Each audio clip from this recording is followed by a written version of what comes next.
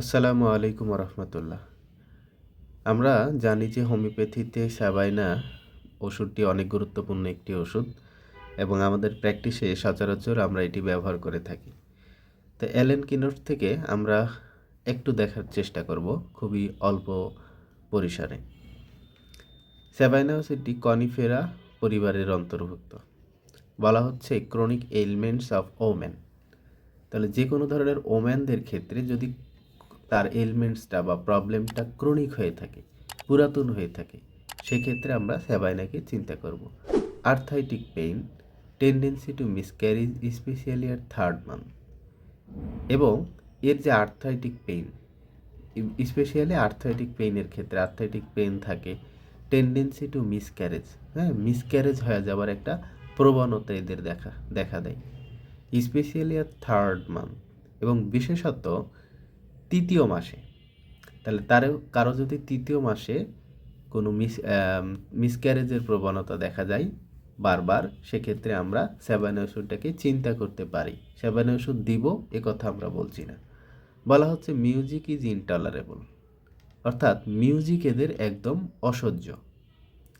Music এরা শুনতে চায় না বা শুনতে পারে না, বা এটা তাদের জন্য একটা কষ্টকর জিনিস।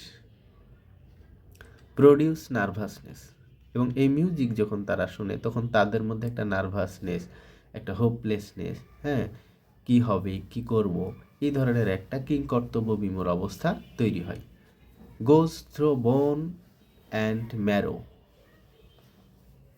গোজ through and bone and marrow, এবং এই নার্ভাসনেসটা তাদের হচ্ছে কি বনের মধ্যেও চলে যায়, তাদের বোন ম্যারোর মধ্যেও চলে যায়।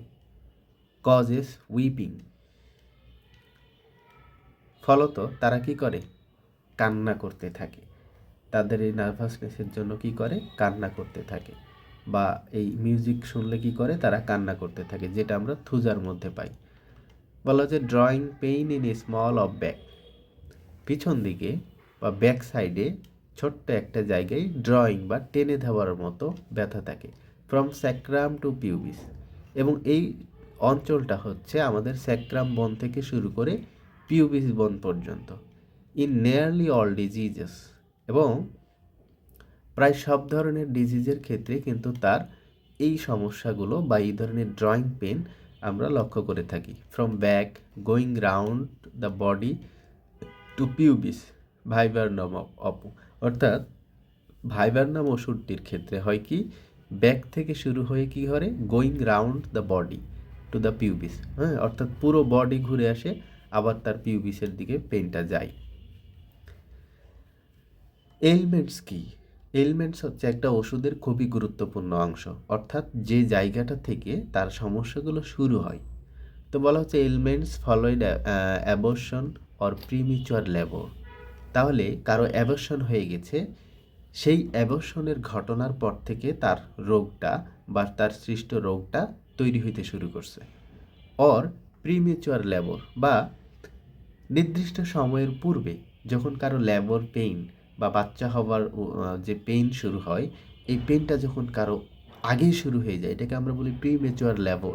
এই প্রিমেচুয়ার লেবার থেকে কারো যদি সমস্যা বা তারপর থেকে যদি তার সমস্যাগুলো বাড়ে, সেক্ষেত্রে আমরা স্যাবাইনাকে চিন্তা করব। হ্যামারেজ ফ্রম দ্য ইউটেরাস, কারো ইউটেরাস থেকে, কোনো মহিলাদের ইউটেরাস থেকে যখন হ্যামারেজ বা রক্তক্ষরণ হয়, এখান থেকেও কিন্তু তাদের এলিমেন্টস বা প্রবলেম, যে কোনো প্রবলেম গ্রো করতে পারে। ফ্লো পার্টলি পেল অ্যান্ড রেড, পার্টলি ক্লোড, এবং এই যে তাদের যে হ্যামারেজটা হয়, ফ্লোটা হয়, এই ফ্লোটা কি থাকে, কিছু অংশ ফ্যাকাশে এবং লালচে থাকে, এবং কিছু অংশ দেখা যায় যে ক্লোটেড, অর্থাৎ দলা দলা টাইপের। ওর্স ফ্রম লেস্ট মোশন, এবং সামান্য নড়াচড়াই কিন্তু বাড়ে, যেটা আমরা সিকিলি কর্টে নামেও দেখি। অর্থাৎ হয়তো সে বসেছিল, সে এখন হাঁটা শুরু করছে, তার এই ব্লাড বা হ্যামারেজ শুরু হয়ে গেছে ইউটেরাসের। অফেন রিলিভ বাই ওয়াকিং, এবং এটা উপশম হয় কখন, যখন সে হাঁটা চলা শুরু করে। দেখেন, সামান্য নড়াচড়া অর্থাৎ হাঁটা যখন শুরু করতেছে, তখন তার সমস্যাগুলো বাড়ে, কিন্তু যখন সে কন্টিনিউয়াসলি হাঁটতেছে, অলরেডি হাঁটা শুরু করছে, তখন তার সমস্যাগুলো আবার কমে, উপশম বোধ করে। Pain extending from sacrum to pubis, এবং দেখেন যে সিমটমটা আমরা একটু আগে বলছিলাম যে প্রায় নিয়ারলি সব ডিজিজের মধ্যে থাকে বা পাওয়া যায়, এই সিমটমটায় দেখা যাচ্ছে যে তার এই ক্ষেত্রে দেখা যায় তার ব্যথাটা তার স্যাক্রাম বোন থেকে পিউবিসের দিকে যাচ্ছে। মিনস্ট্রেশনের বা মিনসেসটা কেমন হয় স্যাবাইনার? বলা হচ্ছে টু আর্লি, নির্দিষ্ট সময়ের অনেক আগে শুরু হয়। টু প্রফিউজ, যে পরিমাণে হওয়ার কথা তার থেকে বেশি হয়। টু প্রোটেক্টেড, অর্থাৎ এটা একদম আহ, যেমনটা হওয়ার কথা তেমনটা হয় না। পার্টলি দলা দলা হতে থাকে। পার্টলি ফ্লুইড, কিছু অংশ ফ্লুইডের মতো হয়, অর্থাৎ তরল হয়। পার্টলি ক্লোটেড, এবং কিছু অংশ ক্লোট, জমাট বাঁধার মতো হয়, যেটা আমরা ফেরামে দেখি।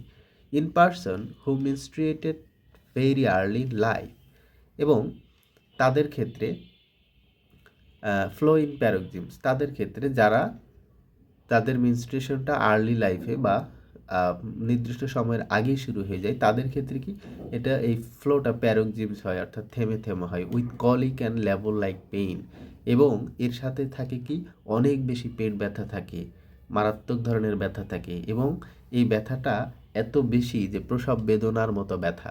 Pain from sacrum to pubis, এবং এই জায়গাতেও তাদের যে ব্যথাটা এটা স্যাক্রাম টু পিউবিসের দিকে যায়। তো ধন্যবাদ, আজকে এতটুকুই।